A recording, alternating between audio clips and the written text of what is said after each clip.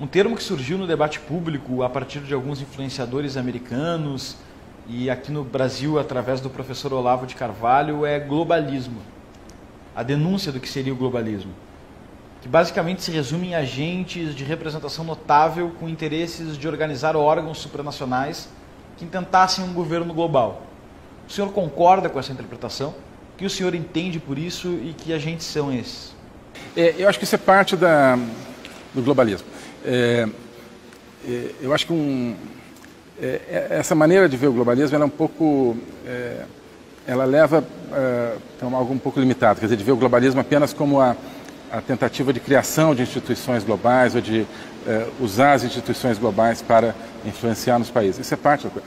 Eu acho que o mais grave, digamos, do globalismo é na mente e no pensamento, né? Eu acho que o globalismo ele é perigoso porque ele é sobretudo um sistema de pensamento ou de antipensamento, né? Eu vejo o globalismo muito como o processo pelo qual a ideologia marxista, a partir do começo dos anos 90, sobretudo a partir mais ou menos do ano 2000, ela penetra na globalização econômica e faz dela o veículo da sua propagação. E então, justamente através da globalização, começa a entrar com a sua agenda em temas como ideologia de gênero, em temas como o ambientalismo distorcido e outros. E começa, sobretudo, a controlar o discurso, né? A controlar o discurso. A dizer o que você pode dizer e o que você não pode dizer. E cada vez o que você pode dizer é menos. Ocupa um menor espaço. Então, eu vejo mais o globalismo assim, aquela ideia de que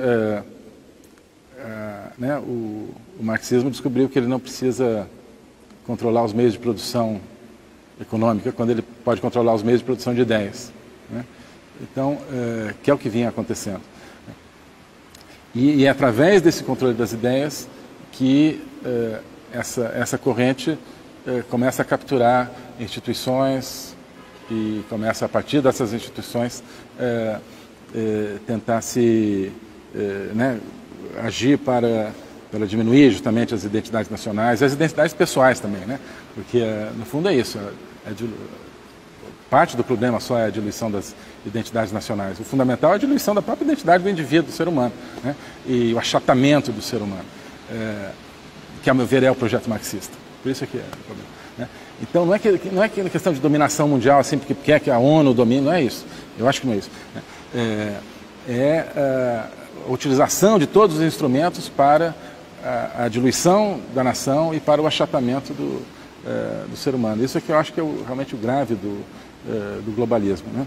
É claro que a palavra globalismo remete a essa questão dos organismos multilaterais, mas eu acho que isso é um instrumento, né? É um instrumento.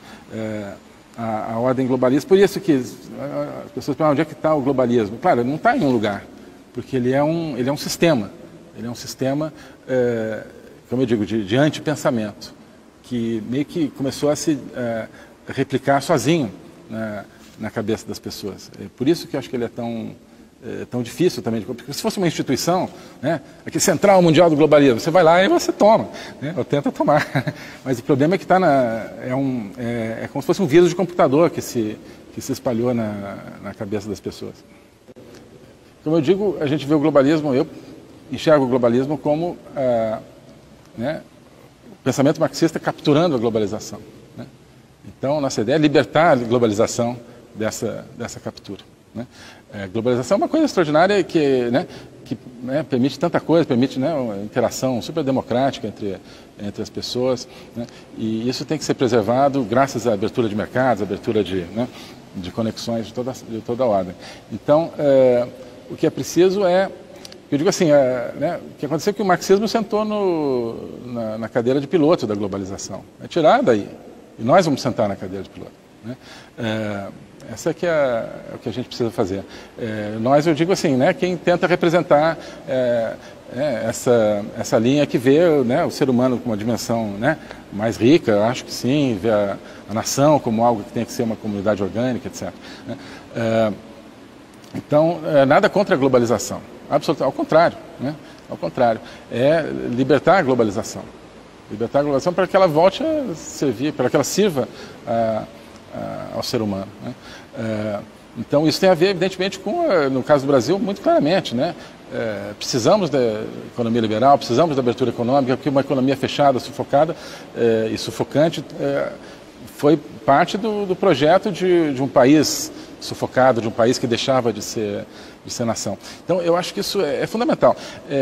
Acho que a esperança para nós, para o mundo, é a conexão de um pensamento nacionalista, conservador, na base, com uma economia liberal aberta, né? Essa é uma filosofia, né, humanista, liberal, e que tem lugar também para a fé, que essa filosofia, essa visão de mundo, esteja no comando da globalização, né? E permita que a globalização seja algo para ampliar os horizontes do ser humano. Então, nós temos que quebrar o amálgama marxista-liberal, que é o globalismo, né? E transformar isso num amálgama conservador-liberal. Essa é a grande tarefa.